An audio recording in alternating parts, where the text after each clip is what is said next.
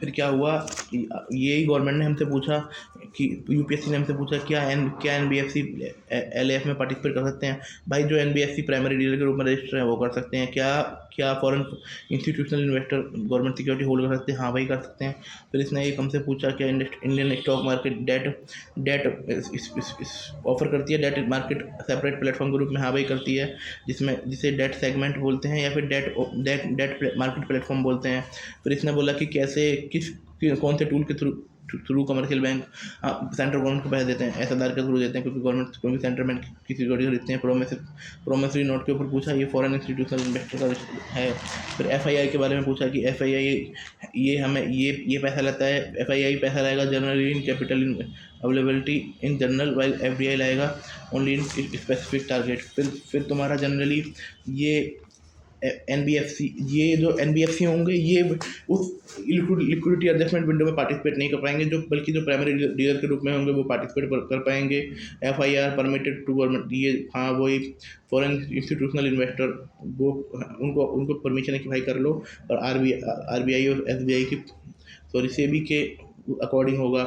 फिर तुम्हारा stock exchange offer करता है, वो हमने पढ़ लिया। डेट मार्केट इंस्ट्रूमेंट के लिए जैसे डेट सेगमेंट बोलते हैं, डेट मार्केट प्लेटफॉर्म बोलते हैं।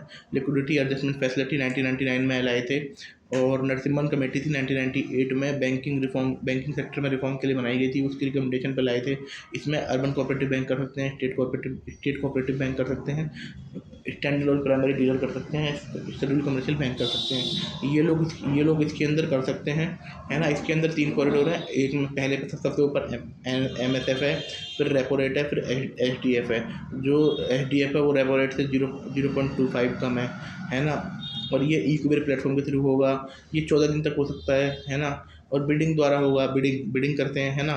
और इसमें ये आरबीआई का ई-कुबेर प्लेटफॉर्म के थ्रू होगा। वो रेपो रेट के थ्रू सिक्योरिटी इंजेक्ट करते हैं और रिवर्स रेपो रेट के थ्रू ले लेते हैं। इसमें आरबीआई के उसके द्वारा होगा, ठीक है।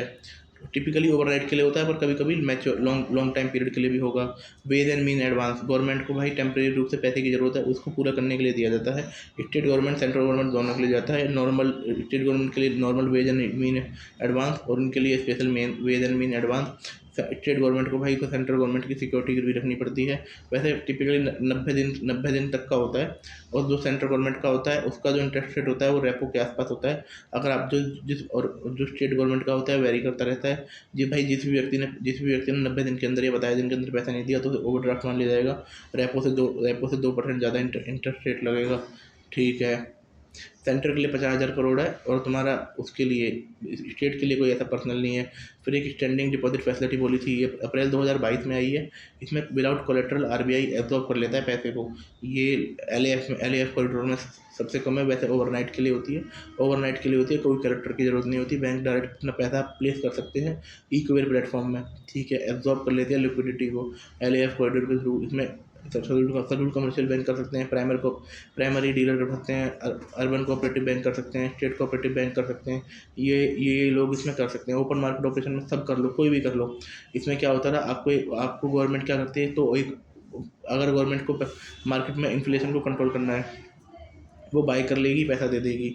अगर गवर्नमेंट को अगर इन्फ्लेशन को कंट्रोल करना है तो वो सेल करेगी, पैसा ले लेगी। अगर लिक्विडिटी बढ़ानी है तो बाय करेगी, पैसा छोड़ देगी।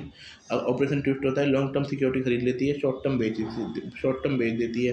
अब आप मान लीजिए ये, ठीक है। अब इसमें कोई भी कर सकते हैं, आपका मन है, ठीक है। अब रिटेल डायरेक्ट स्कीम फौजी से आई थी 2021 में। आरबीआई ने बोला था कि भाई रिटेल इन्वेस्टर बिना किसी दल्ले के थ्रू डायरेक्ट इन्वेस्ट कर सकते हैं।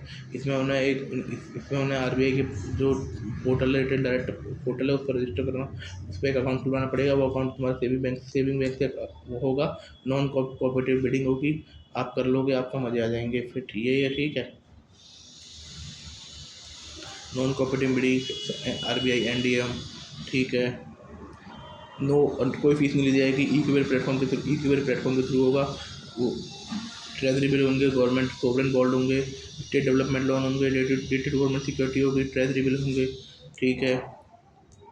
ये हो गया। और एनआरआई भी कर सकते हैं, पर फेमा के अंदर कर सकते हैं, पर एनआरआई सोवरेन गोल्ड बॉन्ड में पैसा नहीं लगाएंगे, और ना ही एनआरआई उसमें लगाएंगे पैसा।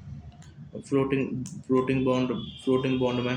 देन आप मान लीजिए treasury bill, treasury single account, एक अकाउंट खुलेगा आरबीआई के पास, सारे इसमें सारे पैसे उसमें आएंगे। सबसे पहले आईसीएमआर से शुरुआत की थी 2019 में।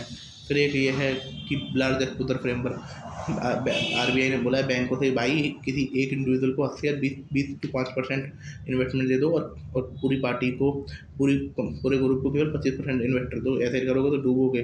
जिसमें इन्वेस्टमेंट है, लोन है, और तुम्हारा ऑफ बैलेंस शीट आइटम है, डेरिवेटिव है, ये सब चीज़ें हैं। लीगल एंटिटी आइडेंटिफायर G20 का है।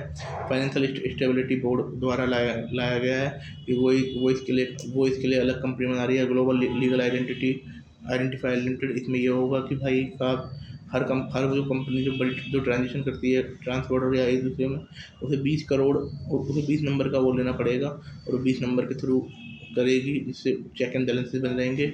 इंडिया में CCL की एक वो है और सब्सिडरी, वो ये बना रही है लीगल आइडेंटिटी आइडेंटिफायर।